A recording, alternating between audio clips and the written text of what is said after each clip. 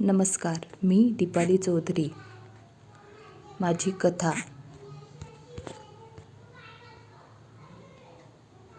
तुझ्यात जीव रंगला, भाग 10.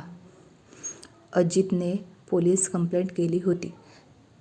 त्याने रायाचा ॲक्सिडेंट केला होता. त्याला शिक्षा द्यायची होती. अजित रायाची काळजी घेत होता. आबा पण आले होते. आज माईने ऐकलं नाही, त्या पण आल्या होत्या. ते दोघं रायासोबत बोलत होते. अजितला कॉल आला. अकिराने केला होता. अजितने पण लगेच उचलला होता. हां बोल ना अकिरा, कशी आहे? अजित म्हणतो, मी मस्त. तू चांगला नाही वाटत. काय झालं आहे? खरं सांगणार आहे का? मी स्वरा नाही आहे. काय झालं आहे? रायाला काहीतरी झालं आहे, मला वाटत आहे. माझं मन सांगत आहे. अजित दादा, मला तरी सांग ना, काय झालं आहे? अकिरा रडकुंडीला आली होती. तिने रात्र कशी तरी काढली होती. अजित विचार करत होता, काय करू, सांगू का? आताच तिचा आवाज रडका येत आहे. सांगितलं तर काय करेल, पण सांगावं तर लागेल. अकिरा, ते रायाचा ॲक्सिडेंट झाला आहे, अजित म्हणतो. अकिरा रडायला लागते. किती लागला आहे? ते झोपले की मला व्हिडिओ कॉल करणार का? अकिरा म्हणते. हो करेल, आता ठेवतो, डॉक्टर आले आहे, अजित म्हणतो. अकिरा मोबाईल छातीशी धरून रडत असते. किती लागलं असेल, खूप त्रास होत असेल, रडत बोलत होती. देवा, चांगल्या माणसांच्या मागे असं का असतं? अकिरा म्हणते. अजित रूममध्ये आला. आबा आणि माई रायासोबत बोलत होते. आबा, मला घरी जायचंय, इथं नको वाटते. मी काळजी घेईल ना, तुम्ही पण आहे. हा तर मला एकटंच सोडणार नाही, अजितकडे बघून राया म्हणतो. मी बघतो, डॉक्टरांना विचारून बघतो, आबा म्हणतात आणि डॉक्टरकडे जातात. अजा, कोणी केलं, माहिती पडलं का? ट्रक कोणाचा आहे? राया म्हणतो. पोलीस कंप्लेंट केली आहे. जवळ CCTV आहे का बघणार आहे. मला वाटतं लवकर समजेल. तिथं त्या ट्रकची नंबर प्लेट सापडली आहे. बघू त्यावरून काही मिळतं का. त्याला शोधून तर काढणार, असं सोडणार नाही, अजित म्हणतो. अजा, जाऊ दे, बघू दे. स्वराला नाही केला ना कॉल, लगेच आली असती. ज्योती रडत होती का? तिला समजावलं ना, नाहीतर तीच आजारी पडणार, राया म्हणतो. काही आजारी पडणार नाही, तू बरा हो लवकर. तुला मी असं नाही बघू शकत. बोलताना ज्योती रडायला लागते. अजित दादा, तो कोणी पण असू दे, त्याला सोडायचं नाही. चांगली शिक्षा झाली पाहिजे, ज्योती म्हणते. हो, चांगली शिक्षा देणार. नाक पुस आधी, शेंबडी. नाक कसं ओढते, अजित ही हसावी म्हणून म्हणतो. दादा, तुला मारीन, ज्योती म्हणते. विवेक पण आला होता. रायाजवळ बसून बोलत होता. आता जा तुम्ही कॉलेजला. तुम्ही येणार तोपर्यंत मी घरी असणार आहे, राया म्हणतो. माई त्यांचं बोलणं ऐकत असतात. किती प्रेम आहे भाऊ आणि बहिणीमध्ये, असंच राहू दे. रायाला खायला आणलं होतं, ते सामान पिशवी भरत होत्या. विवेक आणि ज्योती कॉलेजला जातात. आबा डॉक्टर भेटून येतात. अजित, डिस्चार्ज फॉर्मॅलिटी करून घे. काय कागद लागतात ते बघ. राया घरी खूप काळजी घ्यावी लागेल, असं डॉक्टरने सांगितलं. पायावर जोर द्यायचा नाही, गोळ्या घ्यायच्या, आराम करायचा, असं सांगितलं, आबा म्हणतात. आबा, घरी मला कोणी एकटं सोडणार आहे का? CCTV कॅमेरा लावल्यासारखं बघायला येतील, राया म्हणतो. हो, ते तर आहे, आबा म्हणतात. आबा, झालं, विकास काका येत आहे. दुकानात जयश्री काकी आहे. संजय काका म्हणत होते मी येतो. मीच नाही बोललो. सुट्टी नको पडायला, अजित म्हणतो. बरं झालं, आता लग्नाला पण लागत. चांगलंच केलं. विकासला येऊ दे, आबा म्हणतात. अकिरा खूप वेळ रडत होती. स्वराला सांगू शकत नाही होती. मॉम आणि डॅडला काय सांगू? मला त्यांना एकदा बघायचं आहे, त्यांच्यासोबत बोलायचं आहे. अजितदादा असेल तेव्हा बोलावं लागेल. ती फ्रेश झाली. देवाजवळ जाऊन बसली. देवा, मला काही नको, पण रायाला लवकर बरं कर, अकिरा म्हणते. विवेक आणि ज्योती कॉलेजला गेले. दोघांचे पण चेहरे उतरले होते. ज्योती खूप रडली होती, डोळे सुजले होते. टिया बघत होती. विवेक होता म्हणून ती समोर गेली नाही, पण काय झालं असेल त्यांचा विचार करत होती. विवेकचा चेहरा बघवत नाही होता तिच्याकडून, म्हणून ती गेली. टिया ज्योतीकडे गेली. ज्योती, काय झालं, तू रडली का? डोळे किती सुजले आहे, टिया खूप प्रेमाने विचारते. विवेक तिच्याकडे बघत होता. किती प्रेमाने ज्योतीला विचारत आहे. माझ्यासोबत बोलत नाही. का बोलत नसेल? विवेक विचार करत होता. माझा दादाचा ॲक्सिडेंट झाला. त्याला खूप लागला आहे. एक पाय खूप जखमी झाला आहे. ज्योती परत रडायला लागली. टियाने आणि विवेकने तिचा हात लावला. टियाच्या हातावर विवेकचा हात पडला. विवेकला वेगळंच वाटलं. टियाने हात काढून घेतला. विवेकला वाईट वाटलं. आपण असंच वागलो आहे म्हणून ती पण तसंच वागत आहे. ज्योती आणि टिया त्यांच्या क्लासरूममध्ये निघून जातात. विवेक त्याच्या क्लासरूममध्ये निघून जातो. अजितला पोलीस स्टेशनमधून कॉल येतो. बोला इन्स्पेक्टर, काही तपास लागला का? अजित म्हणतो. ट्रक ड्रायव्हर मिळाला आहे, इन्स्पेक्टर म्हणतात. हॉस्पिटलमधून रायाला घरी सोडून येतो, अजित म्हणतो. बघू आता अजित काय करतो. राया नसणार ना सोबत? अजित पोलीस स्टेशनला जातो. ते ट्रक ड्रायव्हर कुठं आहे? अजित विचारतो. तो आहे बघा. तोंड उघडत नाही आहे, काही बोलत नाही आहे. आम्ही बघू, इन्स्पेक्टर म्हणतात. अजित त्या ट्रक ड्रायव्हरकडे जातो. त्याच्या 2 कानात लावून देतो.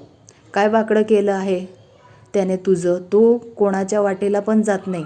तू त्याचा ॲक्सिडेंट केला. कोणाच्या सांगण्यावरून केला आहे सांग, नाहीतर तुझ्या मुलांना उचलून आणेल. अजित खूप रागात होता. रायाला काही झालं त्याला बिलकुल चालणार नाही होतं. सगळं सहन करेल, रायाच्या बाबतीत नाही. राया काही झालं त्याला सहन होत नाही. इन्स्पेक्टर साहेब, जोपर्यंत हा नाव सांगत नाही तोपर्यंत याला मारा, अजित म्हणतो. ड्रायव्हर पण आता घाबरला होता, पण नाव सांगत नाही होता. अजितला घरी जायचं होतं. रायासाठी सगळे कामावर गेले असणार म्हणून अजित घरी जायला निघतो. ड्रायव्हरकडे जळजळीत कटाक्ष टाकतो आणि निघून जातो. टिया कॅन्टीनमध्ये बसली होती. लेक्चर बंद केलं होतं. विवेक पण होता. त्याला लेक्चर नाही होतं. विवेक उदास बसला होता, डोक्याला हात लावून. टियाचं लक्ष विवेककडे गेलं. दादावर खूप प्रेम आहे वाटतं. ज्योती पण किती रडत आहे. काय करू, जाऊ का? त्याला आवडणार नाही परत काही बोलायचा. मी त्याला असं नाही बघू शकत. जातेच. बोलेल आणि ते ऐकून घेईल. टिया विचार करते. ती जाते. त्याच्या खांद्यावर हात ठेवते. तो बघतो. टिया आहे. तिच्या कमरेला पकडून रडायला लागतो. टियाला काहीतरी समजत नाही. तिला तर त्याच्या स्पर्शाने अंगावर शहारे आले होते. त्याला माझी गरज आहे. टिया त्याच्या केसांमधून हात फिरवते. दादाचं चांगलं होईल, लवकर बरे होतील, नको काळजी करू, टिया म्हणते. विवेकच्या लक्षात येतं आपण काय केलं. तो उठतो आणि तिच्याकडे बघत पण नाही आणि निघून जातो. हा मुलगा कसा आहे? 2 मिनिटात तसा तर 2 मिनिटात असा. याला कसं समजून घेऊ? टिया विचार करत होती. विवेक झाडाखाली आला. काय होतं असं कसं मी तिला मिठी मारली? तिला काय वाटत असेल? ती जवळ असली की छान वाटतं. तिचा स्पर्श झाला, काहीतरी वेगळंच वाटलं. किती प्रेमाने समजवत होती. मला आवडायला लागली आहे का? कोणाला विचारू, कोणाला सांगू, काहीच समजत नाही आहे. अजितदादा मदत करेल, रायादादा पण करू शकतो. आता त्याला त्रास नको, विवेक विचार करत होता. अजित घरी आला. रायाजवळ गेला. त्याला सगळं सांगितलं. अजितचा फोन वाजला. त्याने बघितलं तर अकिराचा होता. अकिराला राया बघण्याशिवाय चैन पडणार नाही होतं. अजितने कॉल घेतला. हॅलो अकिरा, अजित म्हणतो. राया चुकून अजितकडे बघतो. अजित मस्त हसतो. अकिरा, दादा आहे आवाज देत असते. अकिरा बोल ना, काय म्हणते? अजित म्हणतो. तू कॉल करणार होता, केला नाही म्हणून मीच केला, अकिरा म्हणते. जरा कामात होतो, पोलीस स्टेशनला गेलो होतो. रायाला घरी आणलं, त्या कामात होतं, अजित म्हणतो. सोडलं का? चांगलं लागलं आहे ना? काळजी घेता का? अकिरा प्रश्न विचारत होती. आम्ही असतो त्याच्यासोबत, एकटं नाही सोडत, अजित म्हणतो. आराम करत आहे का? मी बोलू शकते का? अकिरा विचारते. राया तुझ्यासोबत बोलायचं आहे, बोलतो का? अजित मोबाईलवर हात ठेवून विचारतो.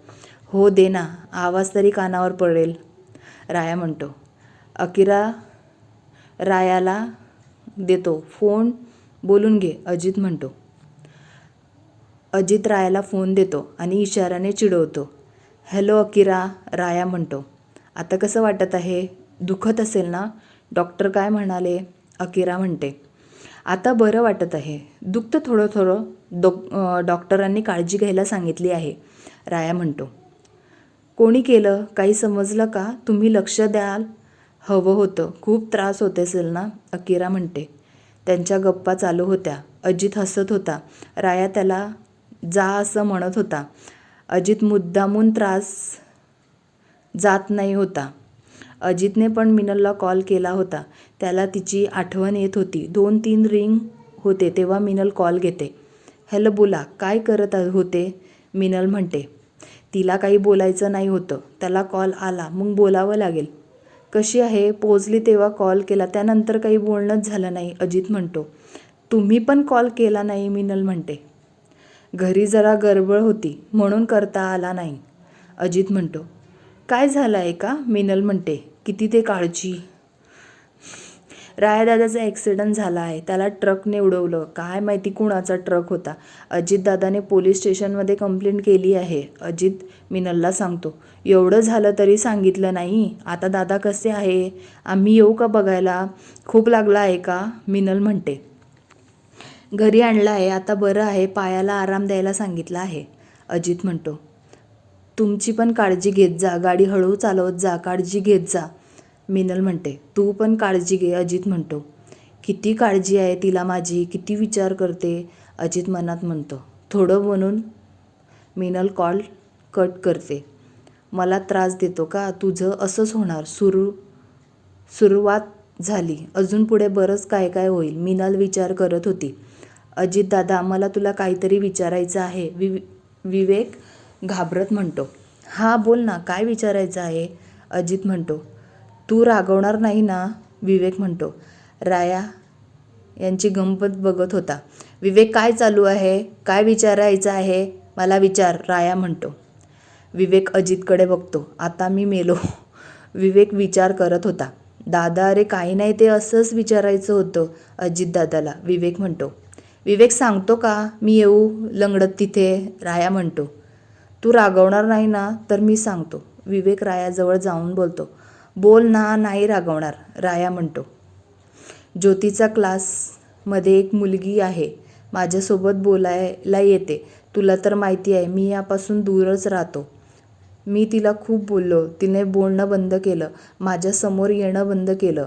आज माझा आणि ज्योतीचा चेहरा उतरलेला बघून ती समोर आली. ज्योतीची खूप प्रेमाने चौकशी केली. मी कॅन्टीनमध्ये होतो, ती पण असेल कदाचित, माझं लक्ष नाही होतं. मी तुझ्या विचारात होतो. तिने माझ्या खांद्यावर हात ठेवला.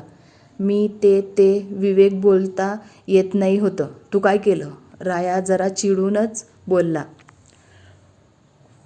दादा, मी तिला कमरेला मिठी मारली आणि रडत होतो. ती प्रेमाने माझ्या केसांमधून हात फिरवत होती. माझ्या लक्षात आलं तेव्हा तिच्यासोबत न बोलता निघून गेलो, विवेक म्हणतो. बघ राया, लहान भाऊ नंबर लावत आहे. आपण मोठे असून असेच आहे, अजित मस्तीमध्ये म्हणतो. अजितदादा काय बोलत आहे समजत नाही आहे, विवेक म्हणतो. अजित आणि राया हसायला लागतात. विवेक छोटासा चेहरा करून त्याच्याकडे बघत होता. विवेक त्या मुलीच्या प्रेमात पडला आहे. चांगली असली तर काय हरकत आहे? मैत्री तरी ठेवायची. किती दिवस मुलींपासून पडशील? तू सांगत आहे त्यावरून तरी वाटतं मुलगी चांगली असेल, राया म्हणतो. अजितचा फोन वाजतो. पोलीस स्टेशनमधून असतो. बोला इन्स्पेक्टर, काय झालं, अजित म्हणतो. ट्रक ड्रायव्हरने तोंड उघडलं आहे. ज्यांनी सांगितलं होतं, ज्याने ॲक्सिडेंट करायला सांगितला होता त्याचं नाव सांगितलं, इन्स्पेक्टर म्हणतात. आत्ता येतो पोलीस स्टेशनला, अजित म्हणतो. तुम्हाला कथा आवडत असेल तर लाईक करा, शेअर करा, कमेंट्स